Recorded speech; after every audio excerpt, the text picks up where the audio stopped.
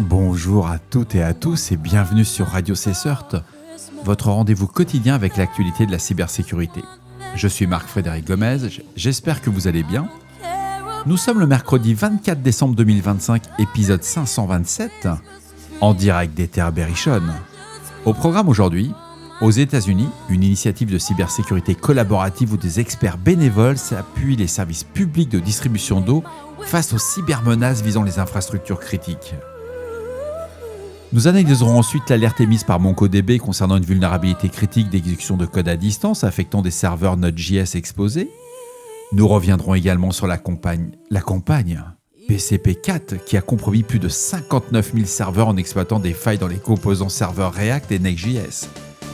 Et enfin, nous ferons le point de l'attaque par déni de services distribués ayant perturbé les services en ligne de la Poste et de la Banque Postale en pleine période des fêtes. Mais j'espère que vous êtes prêts pour vos réveillons, malgré une actualité toujours aussi brûlante.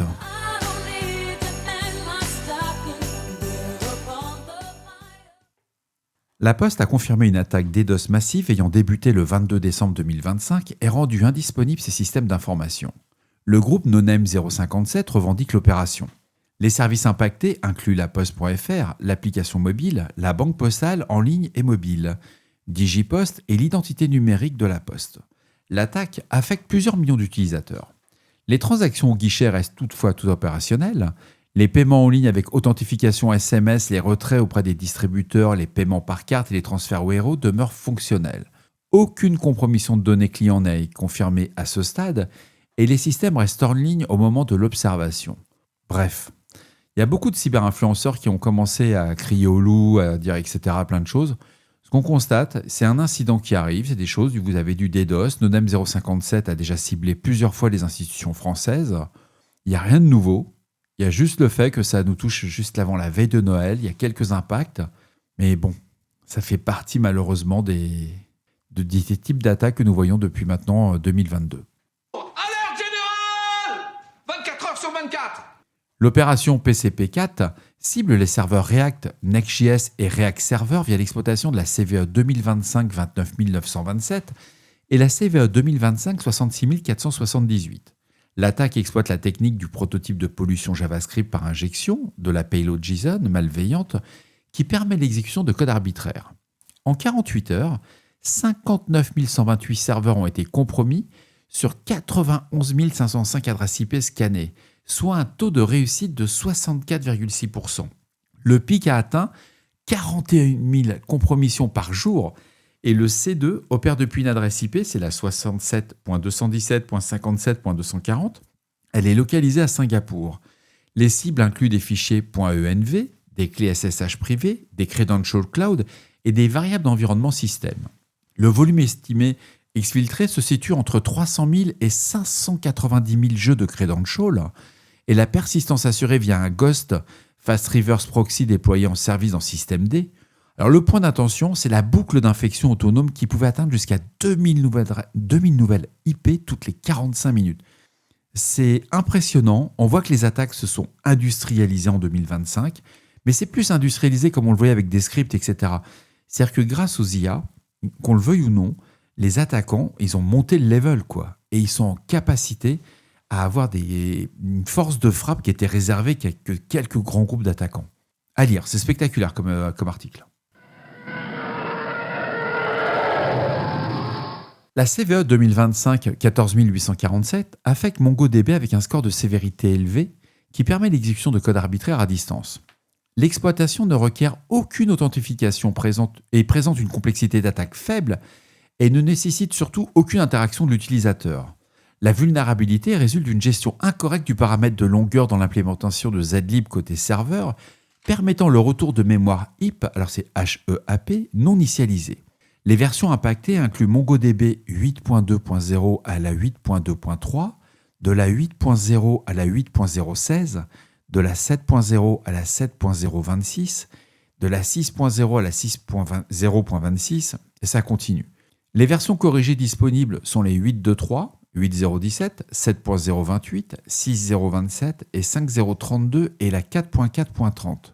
Alors, il y a une mitigation alternative qui existe d'après l'éditeur, c'est la désactivation de la compression zlib via un paramètre Network Message Compressor ou un net.compression compressor. Ça exclut explicitement zlib. Alors avant de conclure cet épisode du réveillon de Noël, je voulais vous adresser un message. On entre dans la période des fêtes de fin d'année et je voudrais vous souhaiter à tous d'excellentes fêtes, de passer de très bons moments avec vos proches. Mais vous le savez aussi bien que moi, les attaquants ne prennent pas de vacances.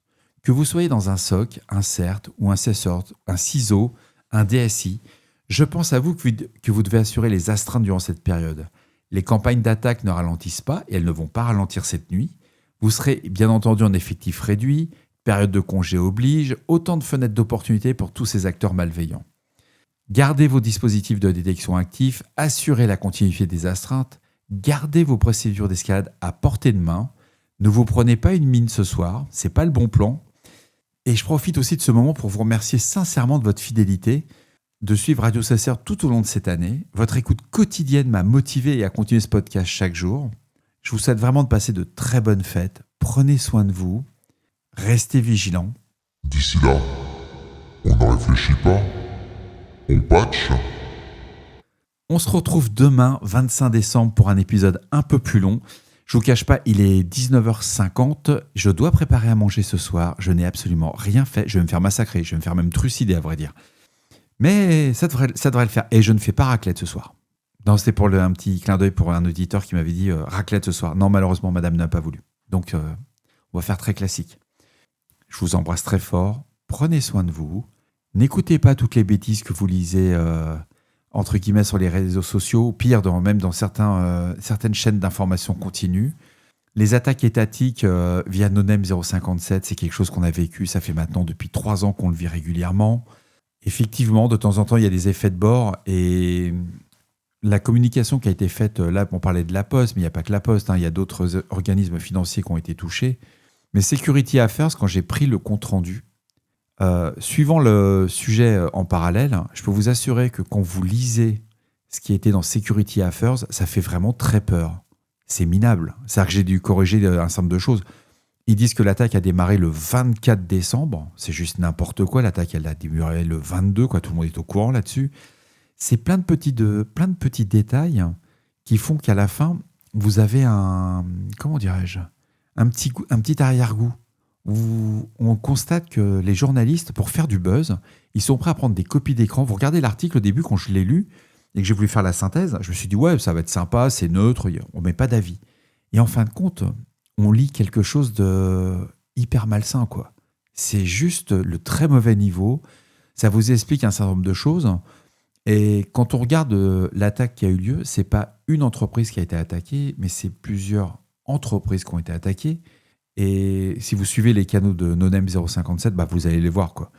Et c'est assez surprenant qu'on a fait le focus sur un point très précis. J'ai même regardé des articles sur le journal télévisé. Il y a une entreprise qui disait qu'elle ne pouvait pas se faire livrer ses colis, qu'elle avait dû passer par une autre entreprise.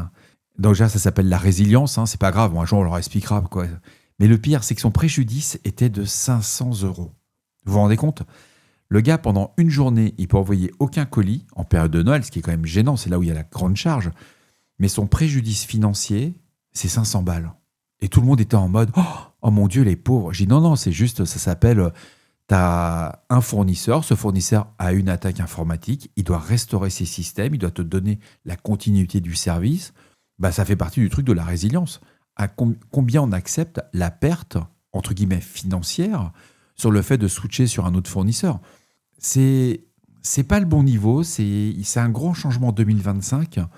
Et ce bashing continu qu'on voit sur les réseaux sociaux, sur les différentes chaînes d'information, comme quoi le niveau de sécurité n'est pas bon, etc., c'est pas le bon message. Il faut bien voir que sur un DDoS, quel que soit le système de protection, vu les capacités qu'ont les attaquants aujourd'hui avec les botnets, etc., qu'ils ont mis, on n'est plus sur des attaques avec 1 giga, 2 giga, 10 giga. On parle des attaques avec 400 gigas, plusieurs téras dans certains cas, etc. On a dépassé le cadre de la raison, quoi. Bon, bref, c'est la veille de Noël, je ne vais pas vous prendre la tête avec ça. C'est un Noël qui est quand même très particulier pour moi, je ne vous cache pas. C'est un peu long, mais de temps en temps, il faut savoir aussi bien montrer qu'on est humain. C'est la première fois de toute ma vie que je vais fêter Noël sans mes parents. Je n'ai plus ni maman ni papa. Ouais, ça fait ça a un petit goût quand même, hein, c'est particulier. Mais bon, j'ai retrouvé quand même une musique, parce que l'avantage, c'est que quand vous, dans les disques de papa, et bon, c'est pas des CD, c'est pas des cassettes, quoi qu'il y avait un paquet de cassettes, mais j'ai trouvé dans les disques un disque, ouais, ça fait, il y a la petite émotion qui monte. Et ça, je vais le partager parce que uniquement les auditeurs qui sont nés dans les années 60 du siècle dernier ont connu cette chanson.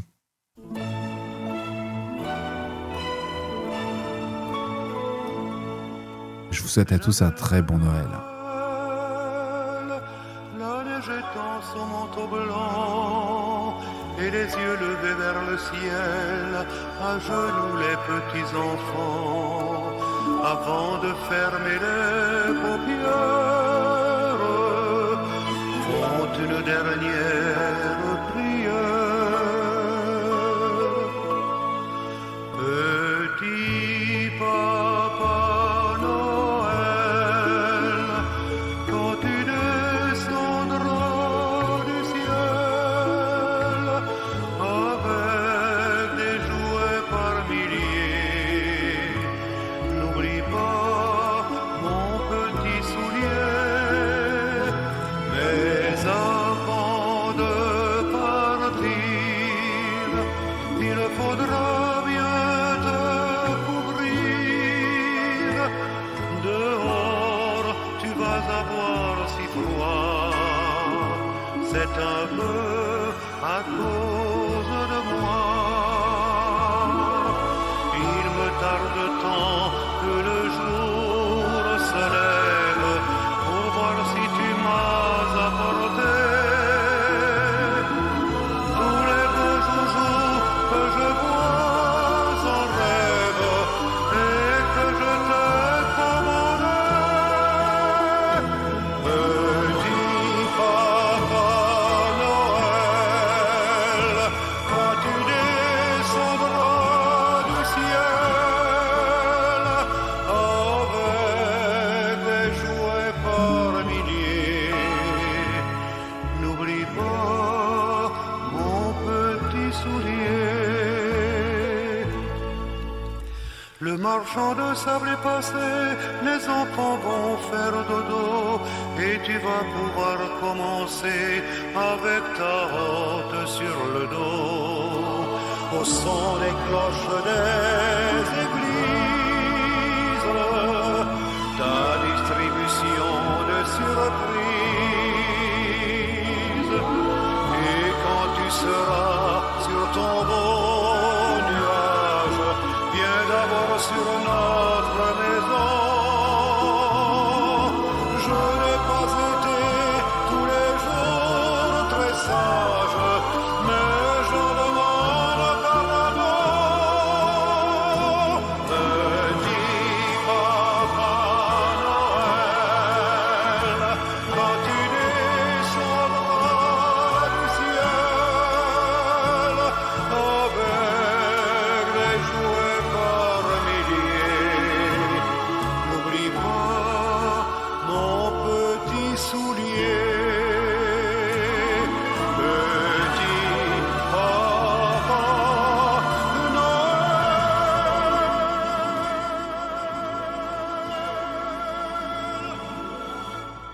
Alors pour ceux qui se posent la question, il faut savoir que Radio Cesseur paye les droits à la SACEM. J'ai le droit d'utiliser tout le catalogue de la SACEM, donc je pourrais vous mettre des Beatles, du David Bowie, du Queen, etc. C'est assez extraordinaire. La seule chose qui me pose une difficulté, ça pose pas de difficulté, c'est YouTube à chaque fois me dit que j'ai des droits sur les chansons que je passe, mais c'est pas grave vu que je ne monétise pas et que je ne fais pas d'argent, donc ça, je le vis assez bien. Mais donc ne soyez pas surpris, de temps en temps je peux prendre, j'hésitais à mettre du YouTube et ouais, j'aime bien, ou du AC/DC, ça serait plutôt pas mal sur un podcast. Ça changerait un peu quand même, hein. Mais à voir, peut-être en 2026. J'ai plein de surprises pour 2026. Mais je vous raconterai ça demain quand j'aurai plus de temps. Parce que là, si je vais pas faire à manger, je vais vraiment me faire trucider, quoi. Vous n'avez pas aidé, c'est dur la vie. Arrivé à un certain âge, on n'a plus la loi à la maison. Au niveau darwinisme, on n'est pas en haut de l'échelle, quoi. Je vous embrasse. Et pas trop de foie gras, les gars, hein. On y va. Et pour vous, les mesdames, faites très attention au champagne.